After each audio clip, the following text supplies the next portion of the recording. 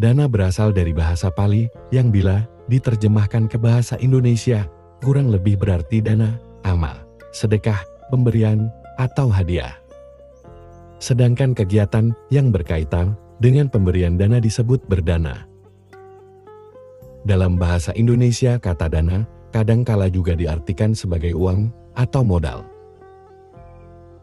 Contoh, apakah kamu punya dana untuk mendirikan perusahaan? Pengertian tersebut tidak termasuk dalam definisi kata dana dalam pembahasan ini.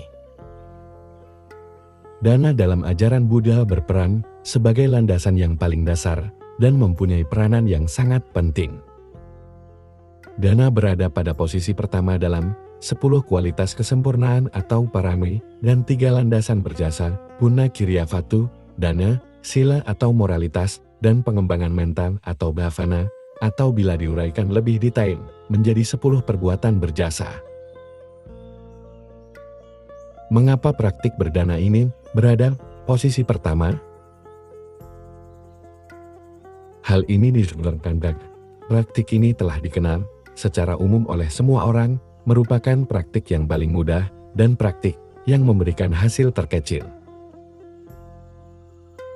Oleh karena itu, janganlah merasa puas bila telah mempraktikkannya. Pertahankan dan bila mungkin ditingkatkan lagi, sehingga akan menjadi landasan yang kuat untuk melaksanakan praktik yang lebih tinggi, seperti praktik, moralitas, dan meditasi. Karakteristik dari berdana adalah pelepasan atau penyerahan, fungsinya untuk mengikis, mengalahkan, atau menaklukkan keserakahan.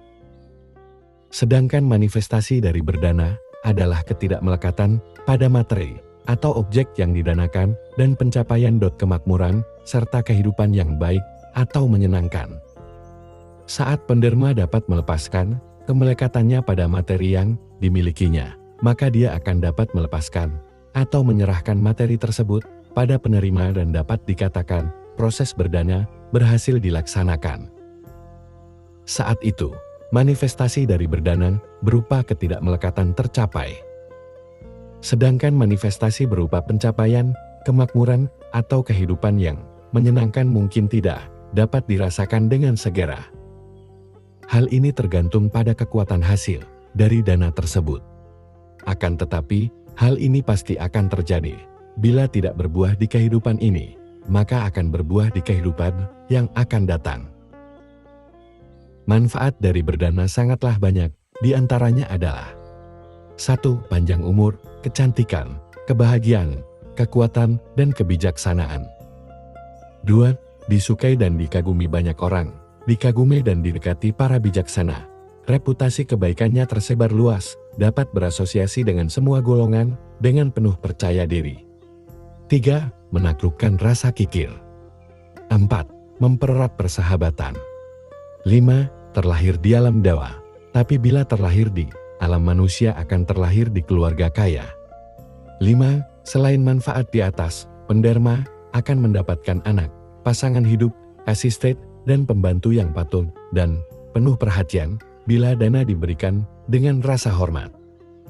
6. Mengikis keserakahan atau loba dan kebencian, amarah atau dosa.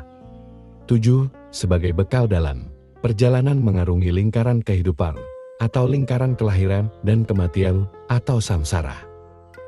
Dan yang terakhir sebagai landasan tercapainya Maghavana dan Nibbana, ini adalah manfaat terpenting.